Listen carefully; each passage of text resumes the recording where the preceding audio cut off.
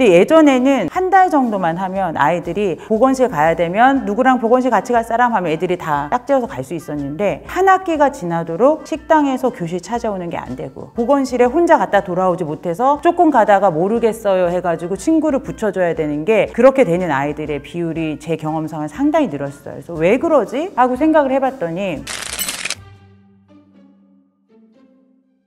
저는 초등학교에서 아이들을 가르치고 있는 교사 천경호라고 합니다. 교직 경력은 이제 올해 23년 차입니다. 저는 초등학교에서 26년 교단에 서 있었던 교사 한희정입니다. 저는 용인 풍덕초등학교에서 근무하고 있는 교사 조재범이고요. 이제 26년 차 지금 교직 생활하고 있습니다.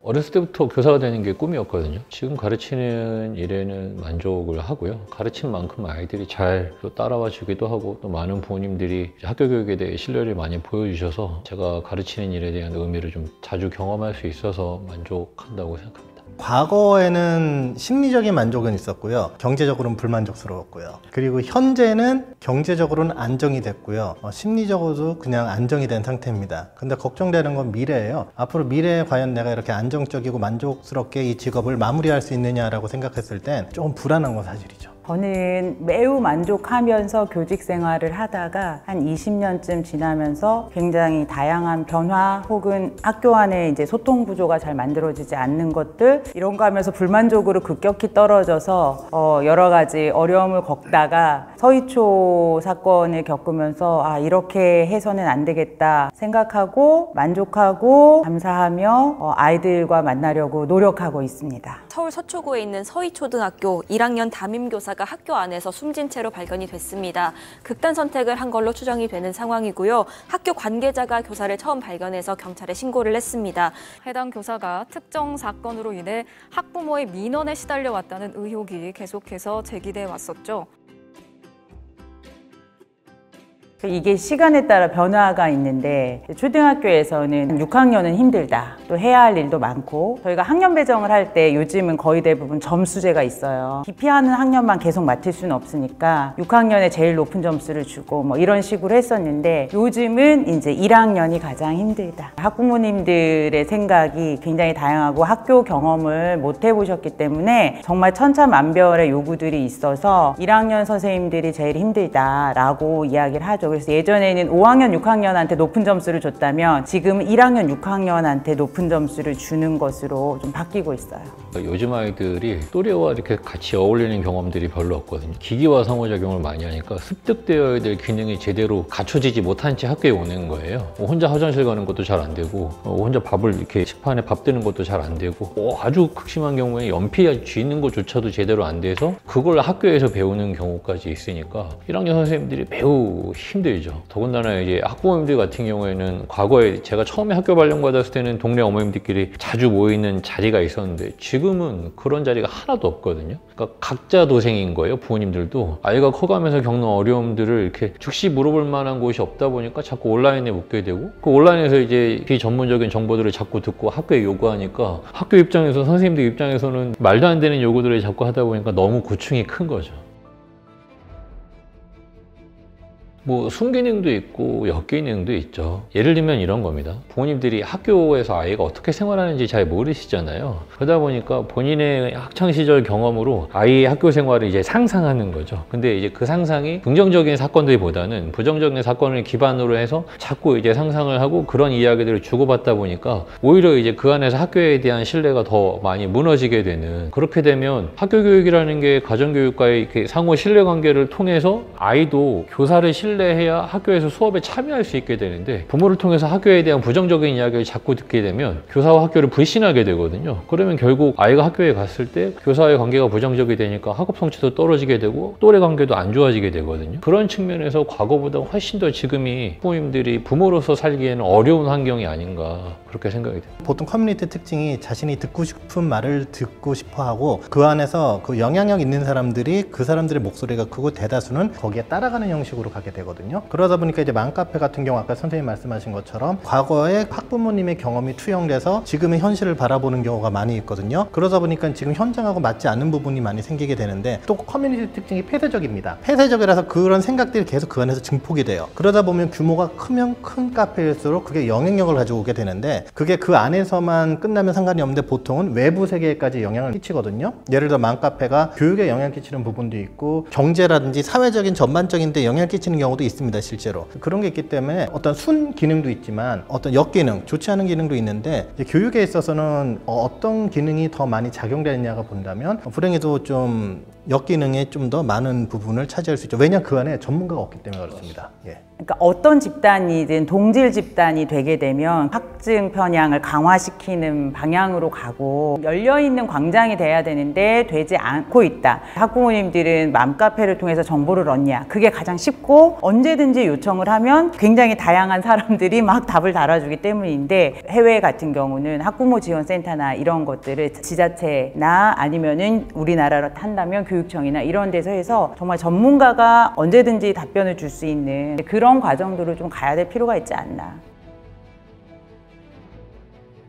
저 되게 안 좋게 생각합니다. 왜냐하면 그거는 언론에서 만들어진 거, 호도되는 거, 그 예를 들어서 진짜 0.1%거든요. 금쪽이에서 나와서 진짜 심한 애는, 저런 애는 저도 못 본 애들이에요. 진짜 보기 힘든 정상의 범주 내에서 우리가 왔다 갔다 한다면 그 범주를 위든 아래든 굉장히 벗어난 친구들을 갖다가 언론을 통해서 보편화 시켜버리니까, 그러니까 당연하게 느껴지지 않을 것을 너무나 당연하게 생각하기 때문에 현장 선생님들 같은 경우도 재미로는 볼 수 있으나 이게 재미가 자칫 이게 진실로 받아들여져서 예능이거든요. 어떻게 보면 저는 이걸 엄밀히 말하면 예능이라고 보는데, 이거를 다큐 형식으로 만들어내니까 모르는, 예를 들어 전문가가 봤을 때 아유 저런 아이들이 실제 있지 않고, 이 교육 내에서는 정상적으로 우리가 공교육 시스템 내에서는 좀 어렵다. 그러니까는 거기 보면 상담도 받고 전문적인 치료도 받고 해야 되는데, 그런데 그거를 너무 이렇게 다큐처럼 해놓고 너무나 보편적으로 해놓기 때문에 압박감을 현장 교사한테 주는 경우까지 있거든요. 그래서 저는 이 부분에 있어서는 그분이 전문가인 건 인정은 하나, 그분은 특수 분야의 전문가라고 봐야 됩니다. 교육 전문가는 현장에 계신 선생님들이에요. 근데 오히려 잘 들어줘야 돼요. 선생님이 이렇게 해주셔야 돼요. 왜요? 그럼 뭐 어느 박사님이 그렇게 말씀하셨으니까 그렇게 해야 돼라고 할 때, 그런 말 들을 때마다 너무 답답해요. 금쪽이 영상 같은 경우에는 사실 1대1의 상담 장면이잖아요. 그러니까 상담자와 내담자가 1대1로 있을 때 아이를 치료하는 과정이고, 또 하나는 이제 보호자에게 전문가가 즉시 계속 피드백을 줍니다. 이렇게 말해라, 저렇게 행동해라 라고. 그 순간에는 보호자의 행동이 수정이 되지만 그 전문가가 사라지는 순간 보호자는 이제 자녀를 대하는 양육 방식이 원래대로 돌아가는 거죠. 그러니까 이제 원상태로 자꾸 돌아가 버리게 되는 거예요. 아이 개인에게 미치는 영향을 주는 요인들이 대단히 많은데, 거기에 대해서는 싹 배제하고 그 순간 그 장면에만 딱 몰입해서 사람들이 그것만 보다 보니까 전문가가 모든 걸 다 해결할 것처럼 보이는. 학교에서 저희가 만나는 아이들은 한 명이 아니라 정말 수십 명의 아이들이잖아요. 그 수십 명 뒤에 있는 보호자들까지 교사가 관계를 맺어야 되는데, 그런 입장에서 교사가 어떻게 학생을 지도해야 되는지에 대해서는 영상에서 하나도 다루지 않으니까 오히려 이제 잘못된 압력들이 그 한 상담 전문가의 태도, 이런 것들이 교사에게 오히려 강요하게 되는, 이게 잘못된 방식인 거죠. 네.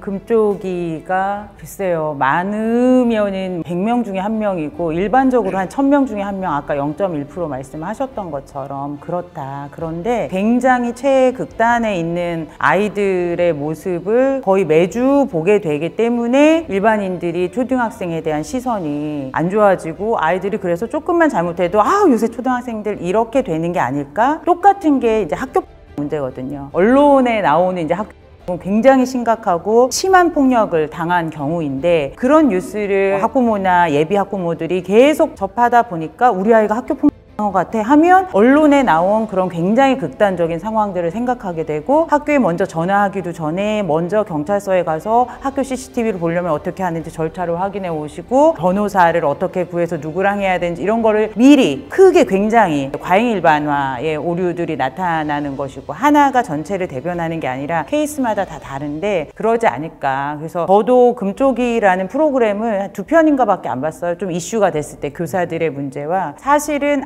아이가 교실 안에서의 행동 변화는 교실을 같이 사용하고 있는 교사 나머지 친구들과의 관계의 변화가 가져가야 되는 거지, 상담실 안에서만 처치가 된다고 아이의 일상생활의 변화가 드라마틱하게 나오진 않는다는 걸 몇십 년 동안 경험을 했기 때문에, 사실은 교실 안에서 이 아이가 어떻게 활동하는지 이런 부분들을 좀 잘 보는 거고, 그 아이가 그게 안 됐다면 이유가 있겠죠. 아이들의 모든 행동에는 역사가 있습니다. 왜 이렇게 됐을까를 생각하고 같이 풀어가는 과정들을 좀 지지해줘야지만 초등학생들이 더 미래의 꿈나무로 잘 자라나지 않을까. 금쪽이만 있는 건 아니다. 금쪽이는 정말 굉장히 극단적인 사례다. 저는 체감이 안 됩니다. 부정적으로 보이지 않거든요. 어떤 가정에서 어떤 상황에서 이제 돌봄을 받으면서 자랐느냐에 따라, 예전에는 마을에서 이렇게 잔소리해주는 어른들도 있고 이랬다고 했지만, 그런 게 없이 굉장히 고립된 섬처럼 있는 가정 안에서만 자란 경우에 적절한 지원들을 받지 못했기 때문이지, 초등학생은 초등학생이다라고 저는 생각을 합니다. 요즘 이제 초등학생들 일반인 시선 보면은, 예를 들어 이제 좀 폄훼하는 말로 뭐 초딩이란 말도 쓰기도 하고, 방송 같은 경우에서 또 다른 말을 쓰기도 하죠. 금속에 관련된 말을 해서 쓰기도 하는데, 그런데 이제 이런 말을 하는 분들을 보면 이제 그거를 표피적으로 보면, 그 표면적인 현상으로만 보면 충분히 그럴 수 있어요. 부정적으로 볼 수 있고, 아유 애들 요즘 왜 이래라고 하는데, 사실 자녀들은 부모의 그림자거든요. 사실은 내 자녀가 너무 엉망인 것 같아라고 하면 거울을 보면 돼요. 거울을 보면 아, 내가 나의 모습이 사실 자녀한테 투영되는 부분이 너무나 강하기 때문에, 만약에 요즘 아이들 버릇 없어라고 했으면은 어른들 스스로 내가 그러면은 사회생활할 때 아까 관계적인 면에서 너무 이렇게 남을 배려하지 않는 게 나한테 있지 않을까, 우리 아이들이 이기적이다, 그럼 내가 지금 사회생활하면서 나만의 것을 챙기는 것이 우리 아이들한테 보여진 것이 아닐까. 26년 전에도 저는 아이들이 그 버릇이 없었어요, 그때도. 근데 지금 와도 뭐 그렇게 썩 바뀐 건 없어요. 하지만 보는 관점은 달라진 거예요. 딱 현상만 보고 아유 제 애가 잘못된 거야 라고 하지만, 지금 와서 봤을 땐 아, 이거 했을 땐 그 부모님, 사회현상 전반적인 면을 다 봤을 땐 어떻게 보면 이 아이들은 그 모습을 아주 순수하게 그냥 드러내는 존재다, 이렇게 보여지더라고요.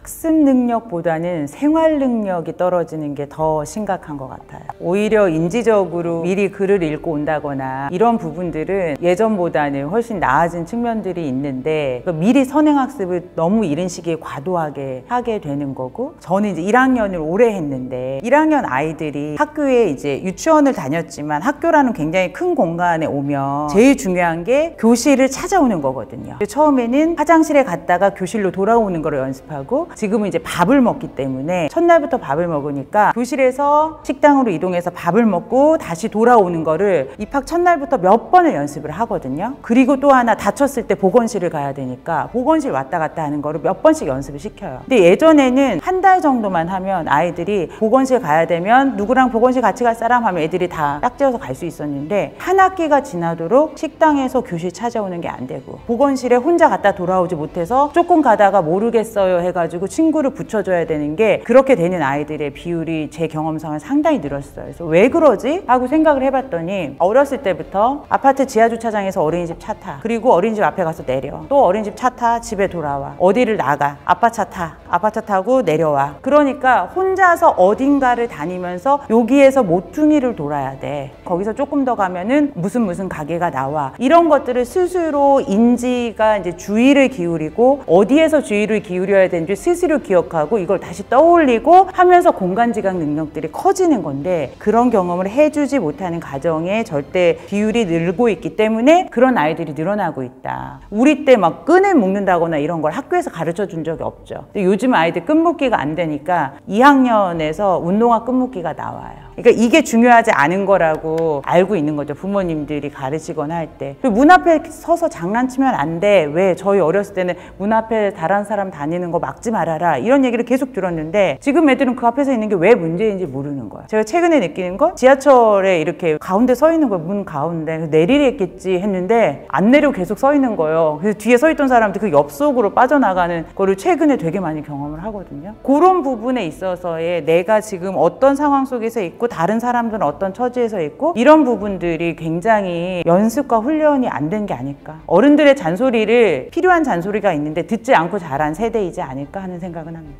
이게 이제 관계 경험의 결핍이거든요. 타인과의 관계를 맺는 경험이 과거에 비해서 급격히 줄은 거죠. 일단 가족의 수도 줄어들고 친척 간의 왕래도 줄어들고 이웃 간의 교류도 다 줄어들었어요. 학교 안에서도 친구들과 관계를 맺는 게 크게 줄었어요. 왜냐하면 미성숙한 말과 행동을 했을 때 내가 한 말과 행동이 학교 으로 계속될 가능성이 너무 높아지니까 섣불리 친구에게 먼저 다가가는 게 어려워지는 거예요. 과거에 비해서 지능이 분명히 높아진 게 있습니다. 근데 언제까지 높아졌냐면 2010년 초반까지 높아졌어요.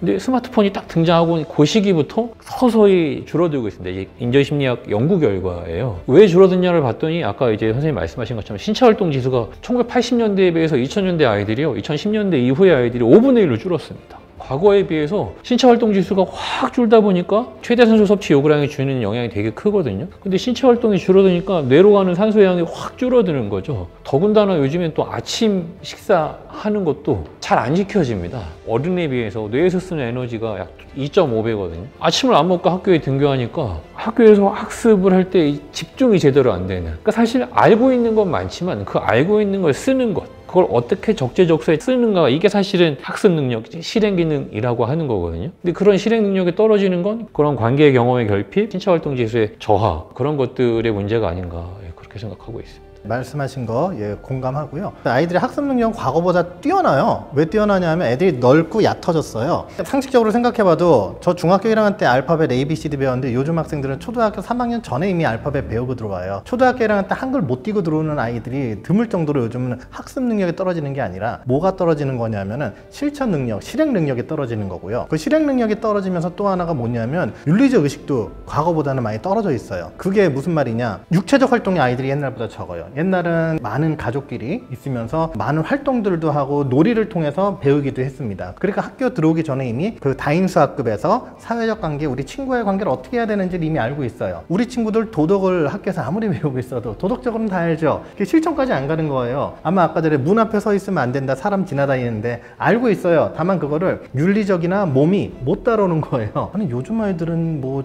좀 못하는 것 같아 라고 하지만 사실 머리는 더 스마트해진 건 사실이거든요. 하지만 그게 눈에 보여지는 거는 과거보다 오히려 못해 보이는 거예요. 과거에는 그래도 친구들끼리 싸우고 해결할 줄도 스스로 알고 어른 공경할 줄도 알고 전체 학생들이 있으면 양보도 하고 어떻게 해야 되는지 아는 거. 나 초등학교 때는 참 저런 모습이 있었는데 요즘 초등학교 애들 왜 저게 안 되는 거야? 라는 생각을 할 수도 있기 때문에 그런 모습이 좀 보여지는 게 아닐까. 요즘 초등학교 애들이 꿈이 없는 게 아니라 꿈이 현실적이게 된 거죠. 제 초등학교 때만 해도 80년대 초반까지만 해도 앞에는 내 꿈은 대통령을 붙여놓고 있었단 말이에요. 그때 꿈은 다양하지는 못했어요. 저 끝까지 올라갈 수 있다는 생각을 누구나 다 할 수 있는 그런 시대였고, 근데 지금은 이제 다양해졌어요. 직업군이 다양해졌고, 그리고 아이들이 정말로 많이 현실적이 됐습니다. 그러니까 내 꿈은 대통령이라는 친구는 거의 못 본 것 같아요. 사실은 많이 현실적이 돼서 경제적으로 내가 좀 더 이게 성취를 이룰 수 있는 거, 아니면 내가 좋아하는 거, 이제 거기에 대한 것을 노력하는 경우도 있고요. 학생들의 얘기를 들어보면 정말 꿈이 다양해요. 뭐 일러스트가 될래요, 디지털 크리에이터가 될래요, 뭐 유튜버가 될래요, 뭐 선생님이 될래요. 이게 구체적이에요. 심지어 무슨 선생님이 될지도 있는 친구였어요. 저는 뭐 과학 선생님이 될 거예요, 뭐 이런 식으로 구체적으로 되는 친구들이 있기 때문에 어떻게 보면 과거 어른들이 볼 때는 애들이 뭐 꿈도 없고, 야, 너 때는 우주 정복을 하고 세계 정복을 꿈꿔도 부족하지 않을 나 때는 그랬는데 너희 때는 뭐 이렇게 하는데, 아이들의 꿈이 부정적인 시선으로 보면 굉장히 쪼그라들고 보잘것없다고 느껴질 수 있지만 어떻게 보면 참 구체적이고 되게 현실적으로 아이들이 바뀌는구나, 이렇게 양면적으로 좀 볼 수 있을 것 같아요. 그래도 한 1학년, 2학년 때까지는 괜찮아요. 뭐 대통령이 나오지는 않지만 축구 선수를 하겠다는 애들이 막 4명, 5명씩 나오기도 하고 하니까. 그런데 이제 점점 갈수록 SNS, TV에서 나오는 것들 이러면서 저렇게 하기 위해서 얼마나 힘든 건가를 아이들이 깨달아 간다라는 거. 그래서 이제 3, 4학년만 돼도 포기하거나 힘드니까 딴 걸 찾겠다거나, 중고등학교 가면 더 힘들죠. 그러니까 그래서 현실적으로 된다라는 게 문명의 변화로 인해서 그렇게 되는 거니까, 하지만 아쉽기는 하죠. 꿈이 없는 게 사실 문제는 아니라고 보거든요. 커서 뭐가 될래 잘 모릅니다. 어떻게 알겠습니까? 앞으로 10년, 20년 후에 저도 당장 내년에 어떻게 될지 모르는데 지금 하고 있는 일에 좀 충실하게 잘 살도록 도와주는 것이 사실 최선이 아닐까? 되게 슬프죠. 이제 말씀하신 것처럼 아이들이 정말 현실적이에요. 부모의 삶을 통해서 자신의 미래를 보거든요. 너무 가슴 아픈 일들이 많습니다. 그런 아이들의 이야기를 들을 때마다 사실 해줄 수 있는 게 마땅히 없어요. 왜냐하면 제가 생각해도 아이 말이 틀린 건 아니니까요. 진로라는 것들이 입시와 연결이 되고 입시에서는 뭐 학생부 종합전형이라든지 이런 거를 통해서 어릴 때부터 그 생기부를 채워야 된다 이런 것 때문에 굉장히 현실적인 꿈을 초등학생 때까지 내려보내려고 하는 사회적 압력도 있었다는 생각이 들어요. 최근에 그런 말도 하잖아요. 제일 큰 효자는 중학교 들어갔을 때 나 뭐 되겠다라고 정한 아이가 가장 큰 효자다. 그 아이가 정한 거에 따라서 짜주면 되니까 이것도 싫어요 저것도 싫어요 하면은 부모들이 진로 스케줄을 못 짜주는 거 이런 문제들 때문에 아이들도 좀 그렇게 된 부분들이 있지 않나? 꿈이라는 게 사실은 꼭 어떤 직업을 말하는 건 아닐 수도 있는데 우리 사회가 좀 그렇게 됐기 때문에 저도 이제 저 질문을 보고는 바로 직업을 떠올리게 되고 너의 꿈이 뭐야? 희망이 뭐야? 이렇게 물었을 때 아이들도 당연히 다 직업을 말하게 되고 이런 게 또 우리 사회의 문제이기도 하고 그런 것 같아요. 그래서 질문을 좀 바꿔야 되지 않나? 어떤 직업을 가질 것이냐라고 묻는 것이 아니라 어떤 사회를 만들고 싶은가라는 질문으로 그러면 내가 어떤 사회를 만들기 위해서 하고 싶은 일을 더 다양한 방면에서 찾을 수 있을 텐데 지금은 이제 어떤 직업을 가질 거야 라고 하면 이제 머릿속에서 사회적으로 선망하는 직업만 딱 떠올리겠다 보니까 결국 내가 도달할 수 없는 사회 경제적 지위로는 도달할 수 없는 직업들을 꿈꾸게 되면 그게 오히려 아이들을 좌절케 만드는 것이 아닌가? 그렇게 생각해요. 사과를 안 하는 건 때문인 것 같아요. 미안해 내가 잘못했어 라고 하면 이제 그 말을 하는 순간 내가 가해자로 인정한다 그런 인식들이 사회적으로 좀 널리 퍼져서 어떤 부모님들도 이제 자녀들한테 그런 이야기들을 친구들한테 절대 하지 말라고 부모님들조차도 분명히 가해 학생이 분명함에도 불구하고 자녀에게 그걸 강요하는 걸 여러 차례 이제 직접적으로도 간접적으로도 목격한 적이 있었거든요. 이제 그거는 국가제도가 만든 학교에서 생긴 안 좋은 현상이 아닌가? 과거에 비해서 우리 아이들이 사과 안 하는 건 맞아요. 사과도 안 하고 자기 잘못을 인정을 안 해요. 두 가지인데 첫 번째 아까 전에 말씀하신 것처럼 이제 아이들도 알아요. 내가 뭔가 잘못을 인정한 거기에 대한 책임이나 처벌이 따라온다는 걸 이제 아이들이 알고 있어요. 근데 두 번째는 굉장히 자기 자신이 존재감이 과거보다는 우월하다고 생각을 해요. 집에서도 굉장히 우대받으면서 아이기 때문에 내가 분명히 잘못한 건 없을 거야. 내가 어떤 행동을 해도 나는 잘못한 게 없어라고 느껴지는 경우도 있고 또 결정적으로 아까 말씀드린 것처럼 부모의 거울이고 부모의 그림자거든요. 너무 불행히도 요즘 사회에서 어른들이 제가 잘못했습니다라는 책임지는 어른이 별로 없어요. 실질적으로 그런 사람이 실제로 없기 때문에 이제 그게 아이들한테까지도 전파가 되는 거죠. 저희 반 아이들은 이제 좀 잘하는 편인데 그 이유가 뭐냐면 학기 초에도 저도 뭘 하다 보면 이제 실수할 때가 있어요. 뭐 시간표를 좀 잘못할 수도 있고 그럴 때 제가 그래요. 얘들아 선생님 진짜 미안해 잘못했다. 다음부터는 이렇게 해서 이런 잘못이 없도록 할게. 진심으로 사과할게 라고 딱 이렇게 얘기를 몇 번 했더니 애들이 놀라더라고요. 선생님이 사과를 하네? 다시는 이런 일이 없도록 어떻게 하도록 할게. 이런 식으로 사과하는구나. 그거 몇 번 하면 아이들이 그럼 내가 친구끼리 잘못했을 때 사과하는 건 뭐 당연히 우리 선생님도 나한테 사과하는데 이런 게 어른들한테 좀 보여지는 게 필요해요. 부모님들도 자신이 보통 잘못하면 요즘은 잘 인정 안 하시잖아요. 아이들이 사과를 하는 게 무슨 자기의 결정, 부족함이라고 생각하는 것 같은 그런 문화 자체도 좀 안타깝다. 매일 아침 교문 앞에서 인사를 하거든요. 애들한테. 저희 학교가 되게 커가지고 학생 수가 굉장히 많아요. 근데 다 인사를 하는데 인사를 하고 가는 아이들은 한 10% 정도? 한 학기 내내 했는데 할머니들이 아이들을 데려다 주러 오시는데 할머니들이 아이고 요새 애들은 교장 선생님 먼저 인사를 해도 인사를 안 해. 막 이러면서 아이들이 왜 저렇게 행동할까를 생각했거든요. 학교 안에서 우리 반 담임 선생님이 아닌 이상은 애들이 잘 인사 안 해. 왜 저 사람도 날 모르니까. 모르는 사람한테 왜 인사를 해. 근데 이거는 요즘 아이들의 문화예요. 모르는 사람 따라가지 마. 실종 유괴 예방 교육을 너무 철저하게 받기 때문에 모르는 사람 모른 척하고 그냥 지나가는 게 이 아이들한테는 최선이었지 않았을까 하는 생각이 들고 아이들이 먼저 인사할 거를 기대하는 시대는 이미 아니다. 졸업했는데 학교를 찾아왔어요. 스승의 날. 이제 한번 와가지고 제가 이제 뭘 사줬어요. 그랬더니 이제 틈만 나면 찾아와서 뭘 사달라고 한다거나 피자 사주세요, 뭐 사주세요 막 이렇게 한다는 얘기는 들었지만 그게 노골적으로 사달라고 하는 경우도 없는 것 같고 주변에 그런 어려움을 처한 선생님들을 보기는 했습니다. 보편적인 거는 요즘 아이들은 그런 게 있어요. 저 때는 상상도 못한 거가 뭐가 있냐면은 선생님한테 와서 선생님 저 뭐 댄스 음악을 틀어주세요 라고 말을 해요. 그럼 이제 과거에 댄스 음악을 틀어서 봤어요 그걸 애들이. 반대 요즘은 그거를 춤을 춰요. 유튜브에 뭐 이렇게 춤을 출 수 있는 그런 영상들이 있더라고요. 짧게 클립돼서. 그럼 이제 그거를 보고 아이들이 춤을 추는데 너무나 그 과감하게 그 춤을 추는 거예요. 과거에는 오히려 춤 춰봐요라고 하면 막 쭈삣쭈삣대고 못 췄던 애들이 자랑스럽게 그런 춤을 친구들 앞에서 추고 친구들한테 알려주는 거 하고 그 선생님이 옆에서 보고 있어도 아무렇지도 않게 춤을 춰요. 그러니까 과거에는 선생님 앞에서 그런 거라는 게 참 예의 없는 행동이고 좀 뭔가 학교 내에서는 안 되는 행동이고 교실에서는 있지만 이제 그런 거를 자유롭게 하거든요. 그런 건 좀 긍정적으로 봐요. 왜냐하면 오히려 더 보기 저는 좋아 보였어요. 그러다 보니까 선생님한테 좀 더 아이들이 친밀감을 가져야 된다, 경계선이 없어졌다고 느껴지는 게 아무 말 안 하고 있으면 어느 순간에 선생님 컴퓨터를 가지고 막 치면서 자기네들이 알아서 영상도 끌어오고 막 이거 보여주는 경우가 있어요. 그럼 이제 너무 당황스럽죠. 왜냐하면은 나의 물건을 학생들이 자유롭게 쓴다. 사실은 옛날 같았으면 제가 초등학교 때 그랬으면 이거는 뭐 거의 학교 내에서 어떻게 어렵죠. 굉장히 어려운 상황이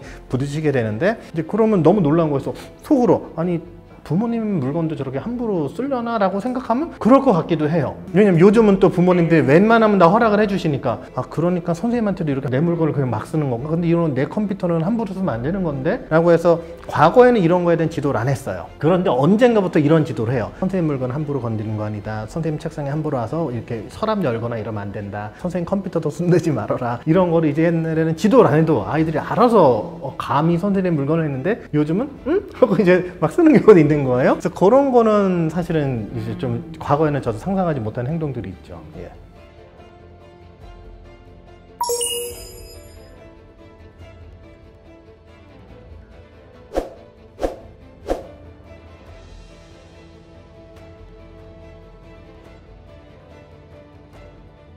아니 그 다 기사에서 본 거지 애들한테 들은 적은 하나도 없어요. 저거는 완전히 페이크 기사라고 생각을 해요. 제가 그거 관련돼서 비판하는 글도 여러 매체에 썼었거든요. 실제로 아이들이 저 말을 사용한다고 해서 그 말의 뜻을 다 이해하고 하는 게 아니거든요. 그런데 마치 아이들이 그런 경제적인 능력으로 서로를 비하하고 혐오하는 식으로 겉모습만 드러나고 하는 건데 그런 아이들한테 이게 무슨 뜻인지 아니? 라고 이야기하면 이 아이들을 안 쓰려고 할 수 있는 아이들이라고 저는 생각을 해요. 쓰긴 쓰는 애들이 있죠. 그쵸? 그리고 사실 그 말을 쓴 거는 학부모가 먼저지 아이들이 먼저 쓴 건 아니에요. 근데 학생들이 자발적으로 쓰는 말 중에 좀 걱정되는 게 그거예요. 오히려 정치적 용어들을 애들이 오히려 써요. 근데 그거는 아이들이 말 그대로 인터넷에서 스스로 보고 습득해가지고 써버리는 건데 근데 자신들이 그 용어를 쓰는데 어떻게 만들어진 말인지 어떤 뜻을 하는지 구체적으로 몰라요. 제가 입에 담기도 싫어했던 그런 용어들을 쓰거든요. 뭐 LL사, 뭐 LH 뭐라든지 아니면은 뭐 체험학습 한 번도 못 간 아이들이 그렇게 말한다든지 이제 그거 같은 경우는 언론에서 만들어낸 어떻게 보면 가십거리를 갖다가 좀 보편화시키려는 그런 게 있지만 요즘 아이들 제가 좀 걱정되는 게 그런 겁니다. 그 정치적 용어를 많이 쓰고 있고요. 아이들이 막 노래를 부를 때 특정 정치인을 폄훼하거나 또는 그 반대쪽에 있는 노래를 부른다거나 이런 걸 부를 때는 저는 그런 부분은 조금 오히려 걱정이 되더라고요. 과거에는